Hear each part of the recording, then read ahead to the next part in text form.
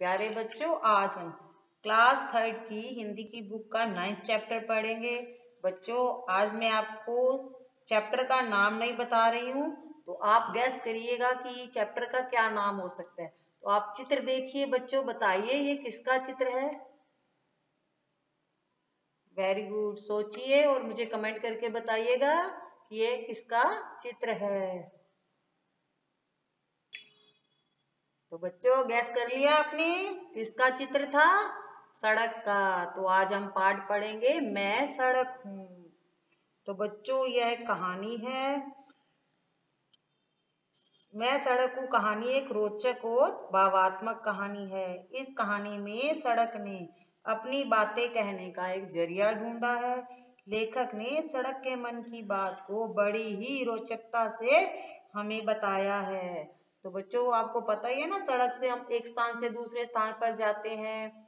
सड़क पर ही यातायात के वाहन चलते हैं। तो बच्चों, अब सड़क अपने मन की हमसे क्या बातें करना चाहती है, वो आज हम इस पाठ में पढ़ेंगे। तो सड़क कहती है, जी हाँ, मैं सड़क हूँ, मिट्टी, पत्थर और डामर से बनी। तो सड़क बता रही है कि मैं मिट्टी की, पत्थर की और डामर की बनी होती हूँ। एक बड़े अजगर की तरह मैदानों, जंगलों और पहाड़ों के बीच से गुजरती हूँ। तो बच्चों, आपने देखा होगा कि जो अजगर है बहुत बड़ा होता है। तो इसी तरह सड़क भी बहुत लंबी होती है, एक स्थान से दूसरे स्थान को जोड़ती है। तो यह मैदानों, जंगलों और पहाड़ों के बीच में भी बनी होती है। पेड़ों की छाया के नीचे से होकर मैदानों को पार करती हुई गांवों को शहरों से जोड़ती हूँ। तो सड़क क्या काम करती है? गांवों को शहर से जोड़ती है, शहरों को दूसरे शहरों से जोड़ती है। जब आदमी ने एक स्थान से दूसरे स्थान तक जाने की बात सोची होगी, मैं कहीं कच्ची हूँ तो कहीं पक्की हूँ। इसका अर्थ है सड़क कहीं पर तो कच्ची बनी होती है मिट्टी की, और कहीं पत्थर की और डामर की बनी होती है। कहीं मैं घुमावदार बनी। घुमावदार का अर्थ होता है बच्चे जिसमें बार बार घुमाव आए, गोल गोल घूमे। ठीक है।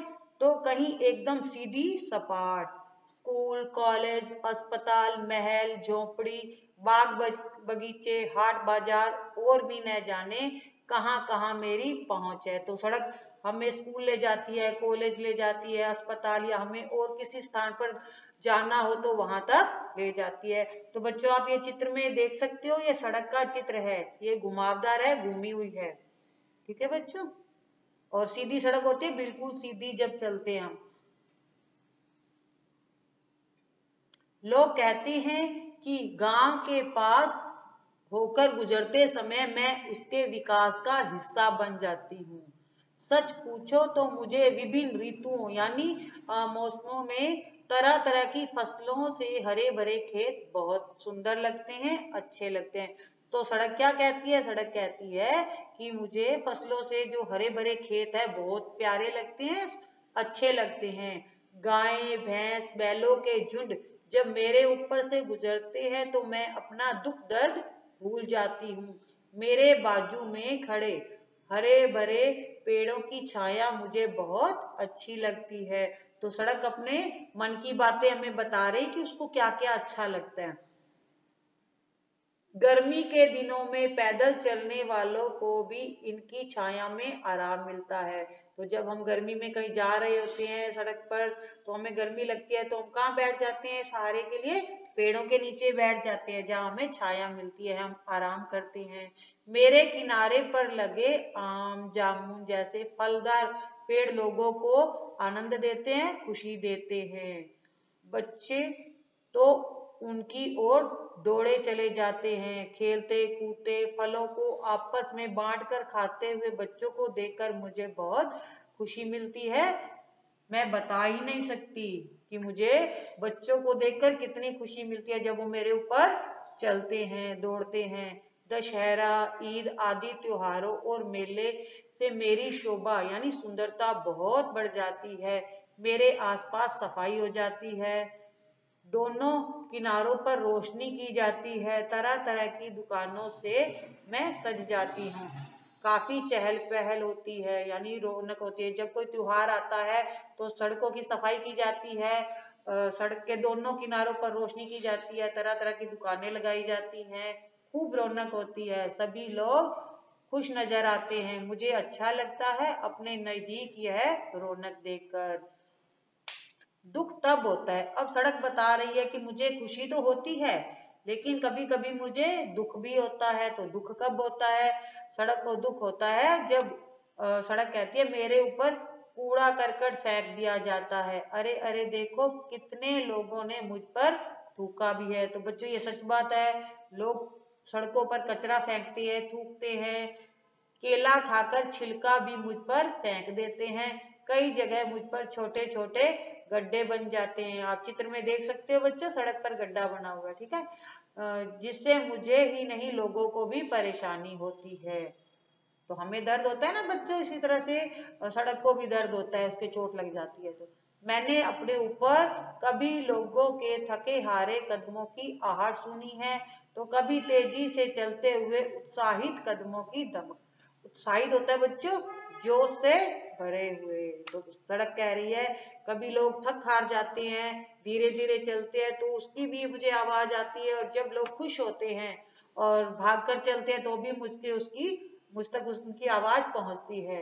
हाँ, कभी कभी तो ऐसी दुर्घटना हो जाती है, दुर्घटना का अर्थ होता है बुरी घटना हो जाती है, कि लोगों की मौत तक हो जाती है। जब बच्चों एक्सीडेंट हो जाता है तो लोगों की मौत हो जाती है, तो सड़क को दुख होता है कि उसके ऊपर कोई मर गया है।